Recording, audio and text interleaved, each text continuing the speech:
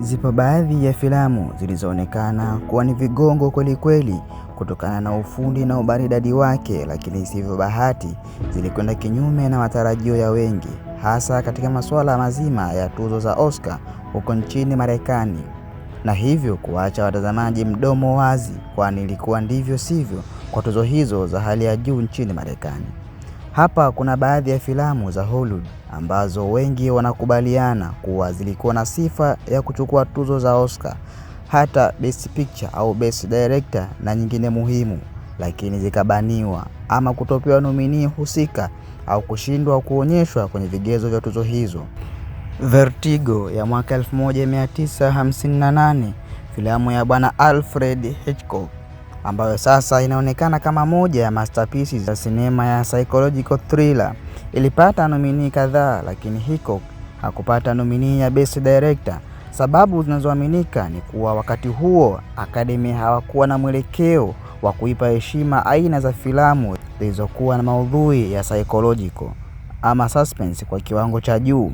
Pia filamu hii haikuwa box office hit kubwa kwa mara moja, na hakukuwa na upushaji wa mtazamo wa maendeleo ya tuzo kama leo. A Space Odyssey ya mwaka 1968. Filamu hii ya Stanley Kubrick ni moja ya classic sci-fi film ambayo ilipata nominee kadhaa, lakini haukupewa nominee ya Best Picture. Sababu zinazodaiwa kuwa genre ya science na space opera haikupata heshima ya kutosha katika Academy wakati huo. Pia ilikuwa filamu ya aesthetic ambayo ilikuwa tofauti sana na kawaida za storytelling walizopendelea wakati huo. Pulp Fiction ya mwaka 1994, filamu ya Quentin Tarantino iliyokuwa na ushawishi mkubwa, lakini Best Picture ilipelekwa kwa Forrest Gump. Sababu zinadaiwa, ingawa ilipokea nominee za Best Picture na nyingine, wapenda tuzo waliona Forrest Gump kama filamu safi kwa hisia na yenye ujumbe unaoburudisha zaidi. Dreams Girl ya 2006, filamu yenye muziki na tamthilia ambayo ilikuwa inatarajiwa sana kushinda nominee nyingi, ilipata nominee nyingi lakini haikupewa nominee ya Best Picture au Best Director, jambo lililoonekana kama kushindwa kimakosa kwa Academy. Sababu zinadaiwa kuwa filamu hii inaonekana na kampeni za tuzo zilizokuwa nyuma ya filamu zingine zilizokuwa na nguvu zaidi. Pia kuna mawazo kuwa Academy inaweza kuwa na upendeleo wa filamu zisizo za musical au kwa wale ambao wana mtazamo wa serious drama.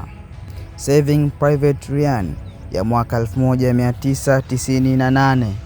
Ingawa filamu hii ilishinda Oscars nyingi pamoja na Best Director kwa Spielberg, bado baadhi ya watu walihisi haikupata nominee au ushindi unaostahili katika Best Picture kwa ukubwa na athari yake.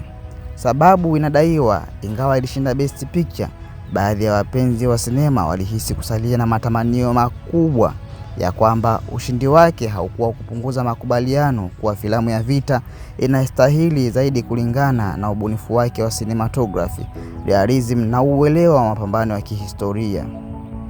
The Shining ya mwaka 1980, filamu ya horror au thriller ya Stanley Kubrick ambayo sasa ina heshima kubwa, ilipata ukosoaji wa kutopata nominee yoyote ya Oscar isipokuwa kwenye baadhi ya vigezo, lakini haikupata nominee ya Best Picture au Best Director. Sababu zinadaiwa kuwa horror kama genre haikuhesabiwa sana kwenye vigezo vikubwa vya Academy. Pia wakati huo baadhi ya matukio ya evaluation yalichoangalia ni vitu kama message, ushawishi wa kijamii, na filamu za aina ya drama ya kisiasa au ya kihistoria ndizo walizipenda zaidi. Yapi maoni yako? Tucharazie kwenye uwanja wa comment.